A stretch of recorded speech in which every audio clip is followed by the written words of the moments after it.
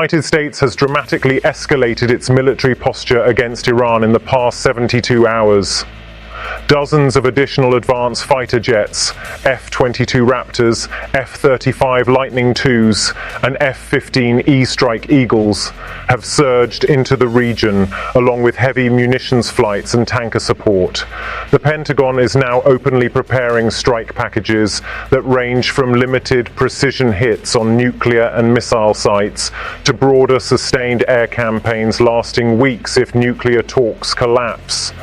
This is the largest single-week injection of US combat air power into the Middle East since the 2003 Iraq invasion. At sea, the dual-carrier presence is now almost complete. The USS Abraham Lincoln strike group has been on station in the Arabian Sea for weeks, its deck loaded with F-35s and Super Hornets already in range of Iranian targets. The USS Gerald R, Ford, America's newest and most powerful carrier, activated its tracking system off Morocco on Wednesday and is heading east, expected to join the Lincoln within days, giving the US 2 full carrier air wings and hundreds more strike aircraft on call. Pentagon planners have briefed the White House on a wide menu of options. The limited version, surgical strikes on remaining enrichment facilities, underground missile factories, and command centers. The broader version, a multi-week campaign that could also target Iranian air defenses, naval bases, and even regime security infrastructure. President Trump gave Iran a 10 to 15-day deadline for a meaningful nuclear deal, zero enrichment, limits on missiles, and curbs on proxies, or bad things will happen. The indirect talks in Geneva produced some progress on guiding principles, but the fundamental gaps have not closed. Iran still refuses any permanent end to enrichment. The administration has decided that visible, overwhelming military pressure is the only way left to force a breakthrough or create the conditions for decisive action. So far, the movement is relentless and very public.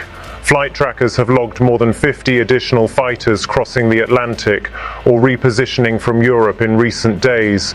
Refueling tankers, AWACS planes and cargo flights loaded with munitions are streaming in behind them.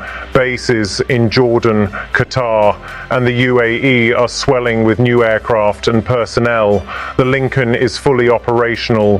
The Ford is days away from adding its enormous firepower. The entire force is being positioned for sustained operations, not just a one-off raid. Iran is watching every move. Tehran has already started fortifying sites and moving missile units. Its response so far has been defiant warnings and joint drills with Russia in the Gulf of Oman, but it has not yet escalated militarily. There are possible outcomes. If Trump orders limited strikes, Iran will almost certainly retaliate against US bases in the region using missiles and drones. Casualties are possible. Oil prices would spike immediately. If the operation expands into a sustained campaign, the risks multiply fast. Attempted closure of the Strait of Hormuz, proxy attacks from Hezbollah, the Houthis, and Iraqi militias, and the real possibility of a wider regional war. A prolonged conflict would also tie down significant US resources at a time when Washington is trying to focus elsewhere. On the other hand, if the visible hammer forces Iran to blink and offer real concessions in the next week, this build-up could end with a new, tougher nuclear agreement instead of bombs. One additional point that deserves attention: this surge is not hidden. The Pentagon and White House are allowing, even encouraging, the visibility of the F-22s, F-35s, and the Ford's movement. This is classic maximum pressure diplomacy. Trump is showing Iran exactly what it faces if it does not fold, while still leaving the door open for a face-saving deal. The pieces are now almost all in place. The next 7 to 10 days will likely decide whether this ends at the negotiating table or in the air over Iran. The region is holding its breath.